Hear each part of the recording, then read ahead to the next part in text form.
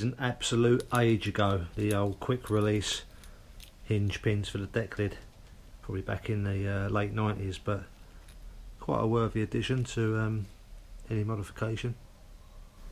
So what I wanted to make a start on doing in between all the other projects I've got is probably one of the best modifications I think that you can make on either a Beetle or a bus, and that is to make the rear valance removable, so it obviously ease up the task of getting the engine in and out.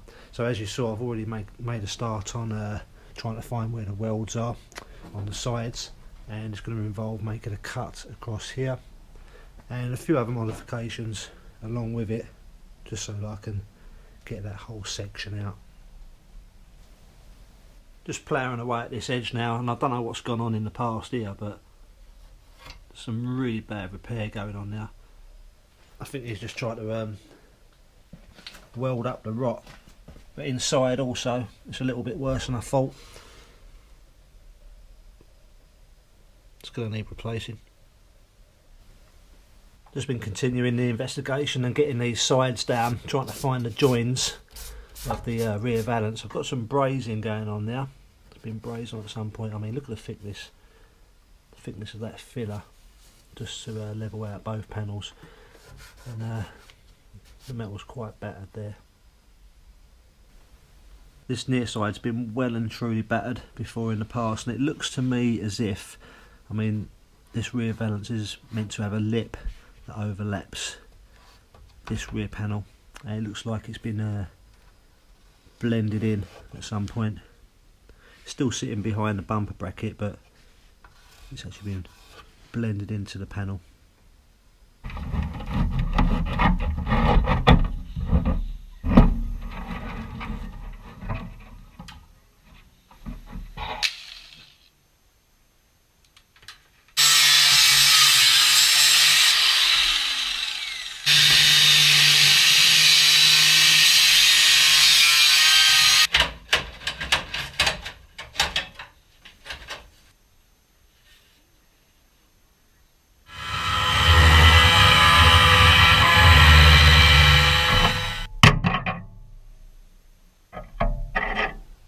Been taking my time over these rear repairs now, just pondering on what to do with them. Been trimming down the rear valance ever so slightly just so I can get a better fit for now. I've got the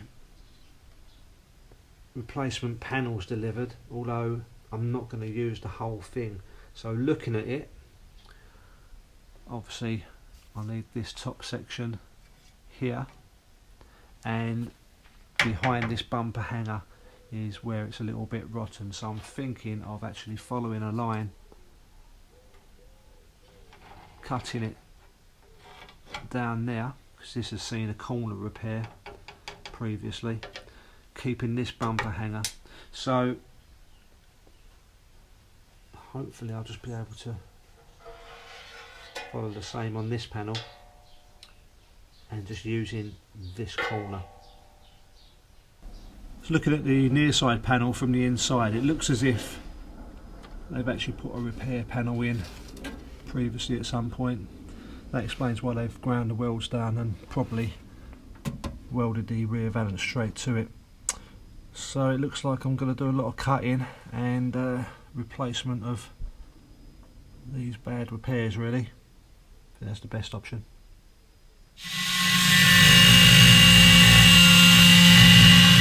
Got a bit of that inner panel cut off now, so I can still see and feel some rust just up underneath this panel. Didn't necessarily want to take that out, but I think it's going to be quicker for me just to cut it out instead of drilling all those spot welds out. A little bit more cost, but quicker.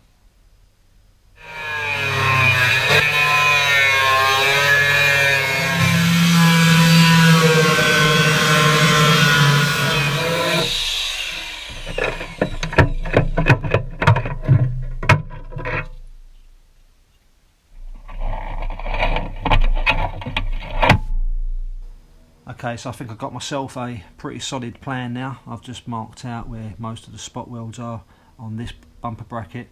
I'm going to replace that with the bumper bracket off of the new panel. It's a slightly different pressing, but I want both of them to be the same once they're done.